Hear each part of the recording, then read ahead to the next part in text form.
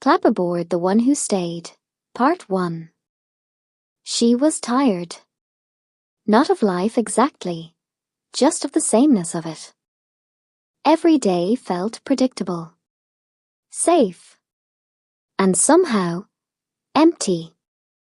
So she left. A new country, a new environment, just to feel something different. Not to chase a dream, not to prove anything, just to break the routine. That's how she ended up in a creative academy.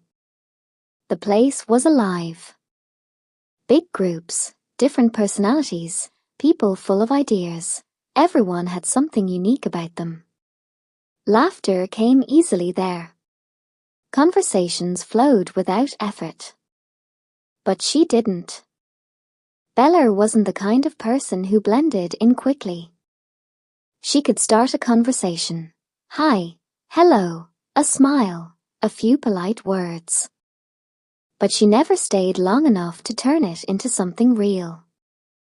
She would move on. From one person to another. Never fully present. Like she was there, but not really there. One evening, there was an event. A bonfire in the middle, people gathered around, sitting close, laughing, playing games, teasing each other. The kind of night where everything feels light.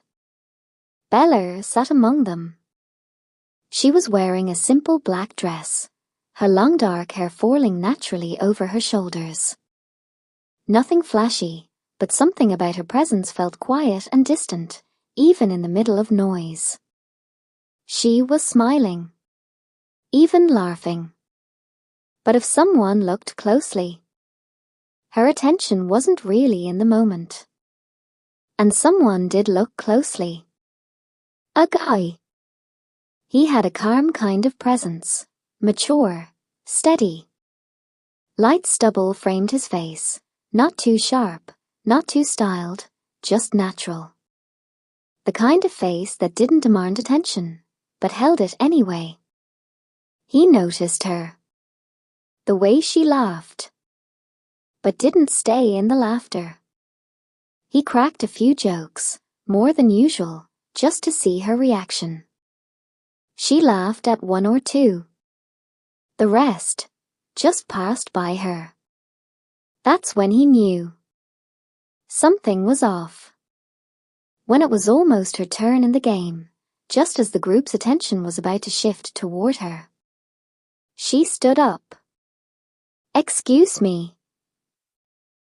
And she walked away. Not far from the academy, there was a long wooden pier. Soft lights lined along the sides, stretching into the dark.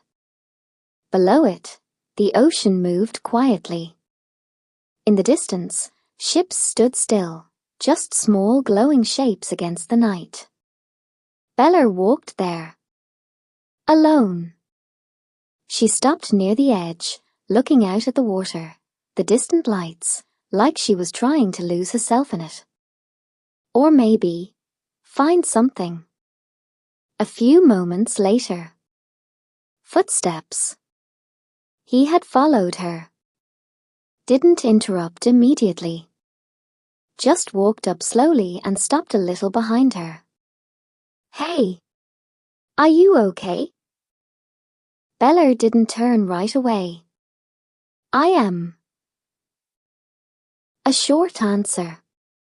He looked at her for a second, then said, Then why did you leave? Everyone was enjoying back there. She took a small breath. I just needed some space. Okay. He nodded, like he understood, or at least didn't want to push. There was a pause. Then he asked quietly, Can I sit here? She gave a slight nod. He sat down beside her. Not too close. Not too far. Just enough. Silence settled between them. After a while, he spoke again. You can tell me, if something's wrong. This time she turned slightly. Why would you ask that? He looked at the ocean, then back at her. You were laughing. A small pause. But your attention wasn't there.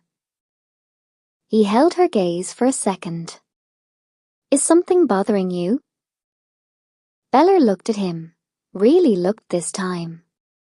Then she said softly, I didn't think anyone would notice that. And for the first time, she wasn't just there. She was seen.